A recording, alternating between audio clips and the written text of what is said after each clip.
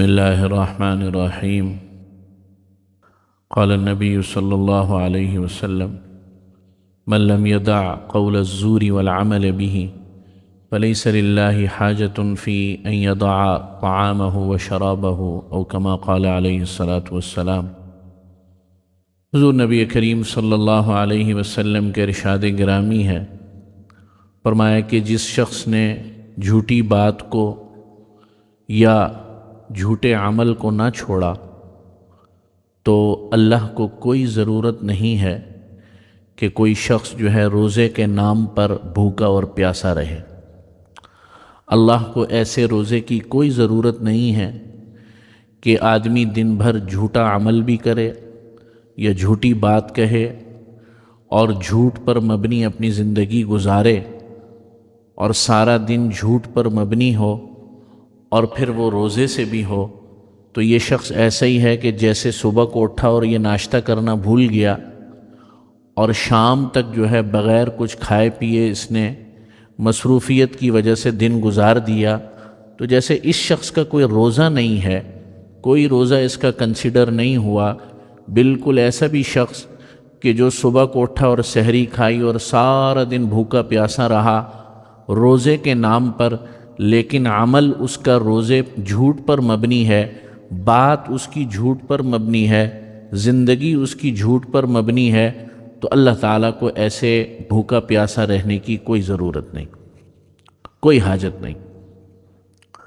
تو یہ بڑی سخت حدیث ہے اور آپ علیہ الصلاۃ والسلام کا بڑا سخت قول ہے ایسے شخص کے بارے میں جس کو روزہ روحانی اور قلبی فائدہ نہ پہنچا رہا ہو۔ ہماری زندگیوں کے اندر اب اس حدیث کا مطلب ایک تو بڑا واضح ہے، بالکل واضح بات ہے، اس کے اندر کسی قسم کی کوئی تفصیل کی ضرورت نہیں کہ آدمی زبان سے جھوٹ نہ بولے، اس کے عمل میں جھوٹ نہ ہو۔ بعض اوقات آدمی زبان سے تو کوئی جھوٹ نہیں بولتا لیکن عمل جھوٹا ہوتا ہے، اپنے عمل سے جو ہے جھوٹ جو ہے وہ پھیلا رہا ہوتا ہے۔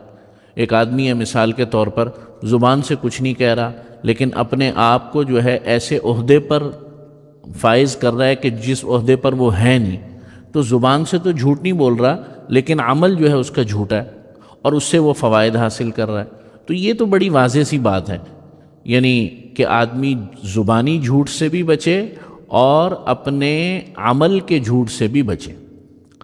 لیکن ہماری زندگیوں میں نا جیسے نئی نئی بیماریاں اس وقت وجود میں آ رہی ہیں، جسمانی طور پر، روحانی طور پر بھی نئی نئی بیماریاں وجود میں آ رہی ہیں۔ اب جھوٹ کے جو ڈائمنشنز ہیں اور جھوٹ کی جو طریقہ کار ہے، جھوٹ کی جو جسے کہنا چاہیے صورتیں ہیں، وہ اتنی ہو گئی ہیں کہ اگر دن بھر میں ہم اس پر غور کریں تو ہمیں اندازہ ہو کہ ہماری زندگیوں میں جھوٹ کتنا شامل ہو چکا ہے۔ اسی جھوٹ میں سے ایک سب سے زیادہ وبائی جھوٹ جو اس وقت ہمارے معاشرے میں پھیل چکا ہے وہ ہے بغیر تحقیق کے خبروں کو پھیلانا اور آگے جو ہے وہ کرنا۔ اس میں ہر کوئی مبتلا ہے، میں صحیح بتا رہا ہوں، نیک بھی مبتلا ہیں اور مخلصین بھی مبتلا ہیں۔ میں مخلصین کا لفظ کہہ رہا ہوں کہ جن کے دلوں کے اندر دین کے حوالے سے، ملک و ملت کے حوالے سے اچھا جذبہ ہے، لیکن وہ بیچارے مجبور ہیں کیونکہ جھوٹ ان تک پہنچتا ہے، وہ جھوٹ کو آگے پھیلاتے ہیں اور جھوٹ کو پھیلانے کے ذرائع اتنے آسان ہو گئے کہ جو ہے یعنی کہ بہت زیادہ آسان ہو۔ تو ہمیں ذرا یہ جو نئی اس وقت ہمارے پاس زندگی ہے اور نئے قسم کے حالات ہیں، ان میں ہم نے یہ دیکھنا ہے کہ ہم جو ہے ہماری زندگی کا 24 گھنٹوں کا جو وقت گزرتا ہے وہ جھوٹ پر مبنی نہ ہو، وہ دھوکہ دہی پر مبنی نہ ہو، وہ کسی قسم کی ملاوٹ پر، دھوکہ دہی پر اور لوگوں کو گمراہ کرنے پر مبنی نہ ہو۔ یہ ایک بہت بڑا جو ہے فتنہ اس وقت ہمارے معاشرے میں سرائیت کر چکا ہے۔ نبی کریم صلی اللہ علیہ وسلم نے قیامت کی جو نشانیاں بتائی ہیں بڑی تفصیل سے، آپ صلی اللہ علیہ وسلم نے ابواب الفتن میں آپ احادیث کا مطالعہ کریں گے، آپ کو قرب قیامت کے احوال بڑی تفصیل سے ملیں گے۔ اس میں سے ایک بات یہ بھی ہے کہ قرب قیامت کے دن جو ہے حق اور باطل میں تمیز کرنا مشکل ہو جائے. مطلب ایک بڑی واضح سی چیز ہوگی جو سچ پر مبنی ہوگی، لیکن وہ بھی جو ہے جھوٹ کے گرد کے اندر جو ہے دھندلا جائے گی، اور جھوٹ بھی بڑی واضح طور پر لوگ اس کو سچ سمجھنے لگیں گے. اب آپ اس کا تجزیہ کسی بھی حالت میں کر لیں، دینی حالت میں کر لیں، دنیاوی حالات میں کر لیں، آپ اپنے سیاسی حالات میں کر لیں، آپ اپنے معاشرتی حالات میں کر لیں. ایک دفعہ میں نے پتہ نہیں ذکر کیا تھا، ایک میرے پاس میسیج آیا تو اس میں تھا کہ اورنگزیب عالمگیر، بعد میں نے ذکر بھی کیا تھا شاید جمعے میں کہیں، وہ ہر روز 10,000 لوگوں کو قتل کرتا تھا. اور پروفیسرز اور بڑے لیکچررز حضرات کا گروپ تھا، میں اس میں ایڈ ہوں، تو اس میں یہ میسیج آیا کہ اورنگزیب عالمگیر بادشاہ، مغل بادشاہ، وہ روزانہ 10,000 جو ہے لوگوں کا یا ہندوؤں کا قتل کرتا تھا. میں بڑا حیران ہوا. میں نے ذرا کیلکولیشن لگائی، 10,000 سے مراد یہ ہوئے کہ یہ جو ہے مہینے کے 3 لاکھ بن گئے، اور سال کے یہ بن گئے 36 لاکھ. سمجھ رہے بات؟ اور اورنگزیب عالمگیر نے حکومت کی ہندوستان پر 50 سال، تو 15 کروڑ انسان بن گئے، اور ٹوٹل آبادی اس وقت ہندوستان کی 10 کروڑ تھی.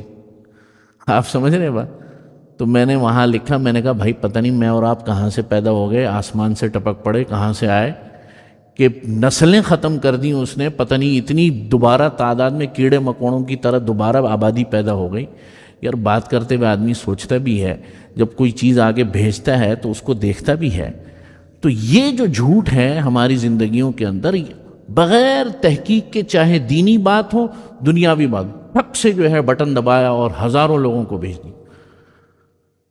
ایک وقت آئے گا، آپ علیہ الصلاۃ والسلام، احادیث میں یہ بھی آیا کہ ایک وقت آئے گا، اور آج سے 25-30 سال پہلے اگر کوئی اس پر غور کرتا تو اس کو یہ بات سمجھ میں نہ آتی، لیکن آج اگر غور کرے تو بالکل ایسے جیسے صبح کو ابھی سورج نکلے گا واضح ہے، بالکل ویسے واضح. تو ابواب الفتن میں احادیث میں سے ایک جگہ یہ بھی آیا، اس کا مفہوم ہے کہ ایک وقت آئے گا کہ لوگ کوئی گناہ کریں گے، یعنی کوئی گناہ وہ کر چکے ہوں گے، لیکن ان کے نامہ اعمال سے اس کو مٹایا نہیں جا سکے گا. بڑی عجیب بات ہے، کیسے نہیں مٹا؟ یعنی اللہ نے توبہ کا دروازہ کھولا ہوا ہے، تو یہ بات تو بڑی عجیب لگ رہی ہے. اللہ فرما رہے تم توبہ کرو، میں تمہارے نامہ اعمال کو کیا کر دوں گا؟ صاف کر دوں گا. اب یہ بات سمجھ میں آتی ہے کہ لوگ ایسی چیزیں جو ہے وہ معاشرے میں پھیلا دیں گے، ننگ دھڑنگ اور گندی چیزیں آپ حضرات کے سامنے ہے کہ وہ مر چکا ہوگا، توبہ کر چکا ہوگا، لیکن ایک مخلوق اس کا جو ہے یہ گناہ جو ہے ملاحظہ کر رہی ہوگی. اللہ تعالیٰ ہی بخشنے والا ہے، اللہ تعالیٰ ہی ہم سب کے دلوں کے حال کو جاننے والا ہے. تو بھائی روزے کی فوائد میں ایک بہترین فائدہ یہ ہے کہ آدمی جو ہے اپنی زندگی کے اندر سے عملی اور قولی جھوٹ کو ختم کر دے. اللہ توفیق عمل نصیب فرمائے. الحمدللہ.